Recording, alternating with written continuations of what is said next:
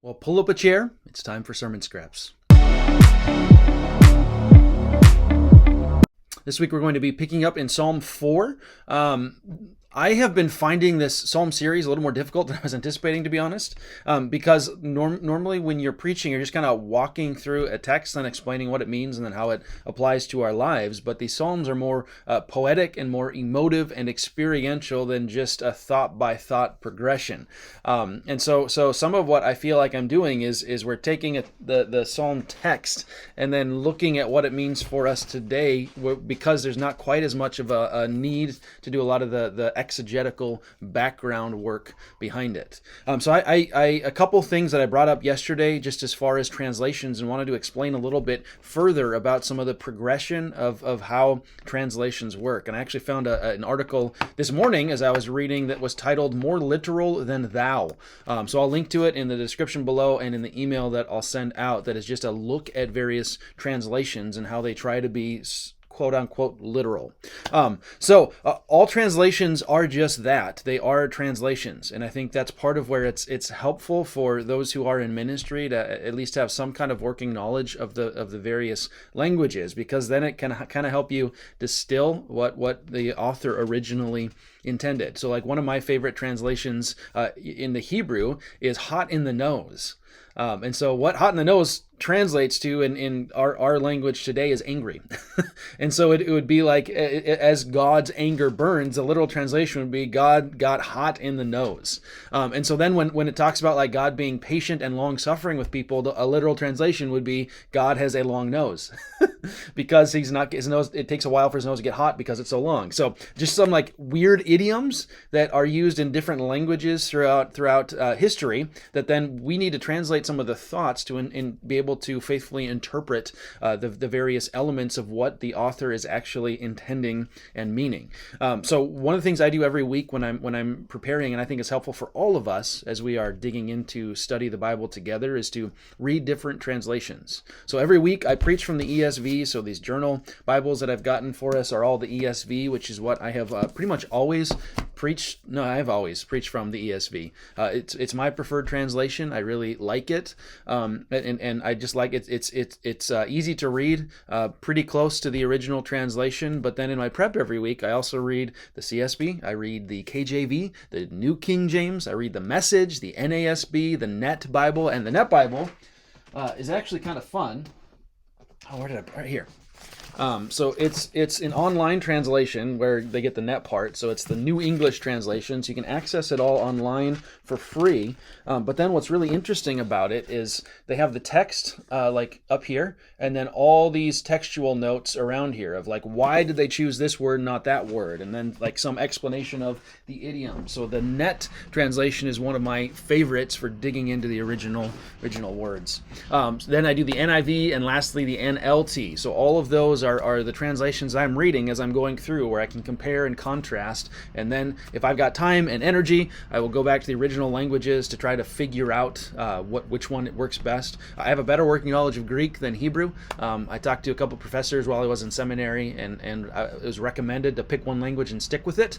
And most of them recommended Greek because most of the modern like application points and discussion points are in the Greek. And if you want to go back and read an Old Testament, older manuscript, you've got the Septuagint, which in some cases is actually older than the Hebrew translations. But anyway, so that's some of the various translation pieces. Another example of that is in verse 1.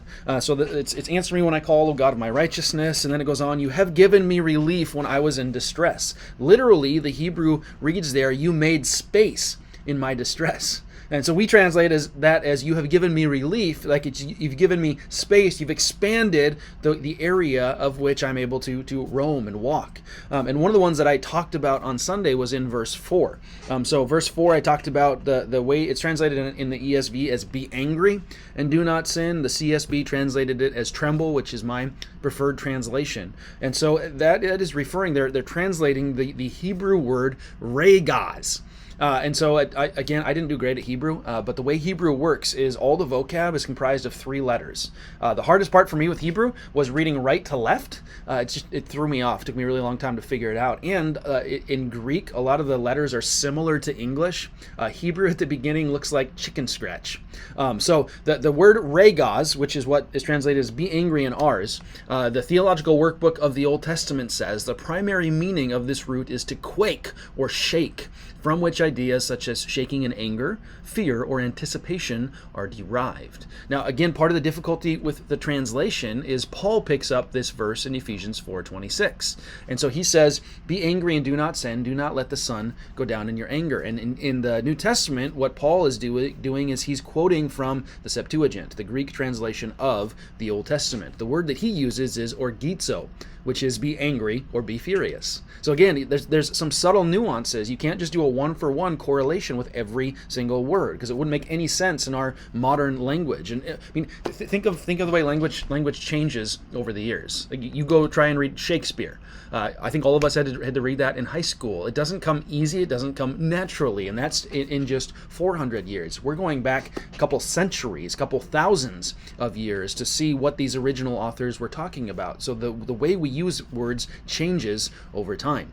But now, what's interesting though about the way Paul is using this in Ephesians 4, he's actually talking about a similar application point to what David is talking about here in Psalm 4.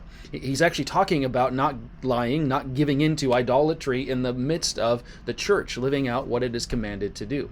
And so even when Paul is referring back to this, he has some similar ideas that David did in mind. Do not give in to idolatry. Some of what we're getting to here as well is I'll probably share this story during a sermon at some point. But in one of my previous ministry positions, I was sitting at like a get-to-know-you lunch we had for some new people in the church. And there was a new couple that a little different, nothing bad or wrong about that, just a little bit different. They were sharing some of their stories, their history, moving to this area that we were living in from a different part of the country, and they had been looking for a church for like 6, 7, 8 months and could not find one. And what they said as they were sharing some of this, and as we were going around the circle, was there's no other churches in town that are biblical. And that kind of threw me off, because I know for a fact that there were other churches in the area that were biblical.